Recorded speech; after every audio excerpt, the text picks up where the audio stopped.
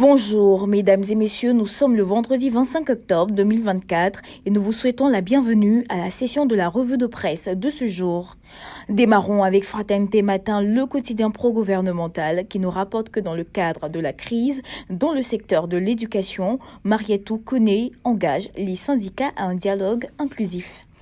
L'avenir qui embraye sur cette information note que les fêtières syndicales se sentent rassurées au sorti de leur rencontre avec la ministre Marietou, ce qui fait dire aux patriotes que tout est bien, qui finit bien et que les syndicats sont désormais en phase avec le gouvernement.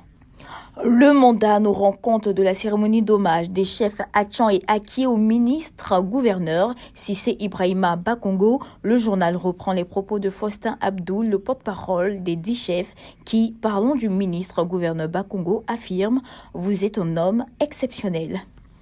L'intelligent d'Abidjan qui reprend cette information fait savoir que c'est un nouveau départ pour les Hatchan et les Akié avec Cissé Bakongo qui a annoncé un don de 95 véhicules pour les chefs. Sur le plan politique, la crise au PDCI continue d'alimenter les manchettes des journaux. L'Inter bat sa une qu'à 12 mois de la présidentielle, Bion charge Thiam et la direction du PDCI. Le Matin, qui appuie cette information, écrit que Bion ne lâche rien tout en reprenant les propos de ce dernier qui révèle que le Sphinx de Daokro avait promis soutenir sa candidature. Les gens ont trahi le testament politique de Béziers, révèle-t-il. Le président Tidiane Thiam, conscient de la division, appelle à l'unité. Le nouveau réveil relaie les propos du président du PDCI RDA depuis Dimbokro. Cette élection est une bataille. Le PDCI RDA ne doit pas aller en rang dispersé.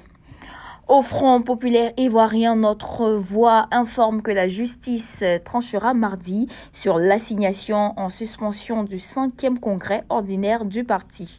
Le gouvernement est au travail et la lutte contre le chômage des jeunes est une priorité. Le rassemblement nous informe que le ministre Touré Mamadou attaque la région du Béquet dans le cadre de l'emploi jeune.